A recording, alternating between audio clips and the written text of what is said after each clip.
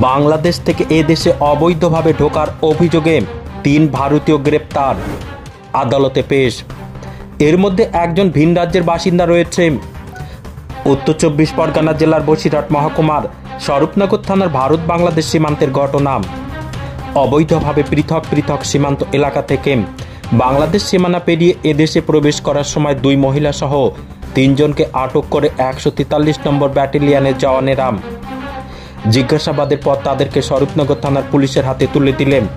Police তাদেরকে গ্রেপ্তার করে ৭ই আগস্ট দুপুর ১টা নাগাদ তাদেরকে বসিরহাট মহকুমা আদালতে পাঠায়। পুলিশ সূত্রে জানা যায়, পিয়ালি ব্যানার্জি, যার বাড়ি দমদম সুভাষনগর, পার্বতী মণ্ডল বাদুড়িয়া এলাকার বাসিন্দা, অন্যজন যে মঞ্জুনাথ, তার বাড়ি ব্যাঙ্গালোরের কর্ণাটক, তারা বাংলাদেশ থেকে অবৈধভাবে এদেশে আসছিল। এমএস নিউজ বাংলা চ্যানেলের পরবর্তী খবর সবার আগে পেতে ইউটিউবে চ্যানেলটি সাবস্ক্রাইব করুন, ফেসবুক পেজ ফলো করুন, ফলো বাটন ক্লিক করুন, সেই সঙ্গে এই খবরটি ফেসবুকে প্রচুর পরিমাণে শেয়ার করুন।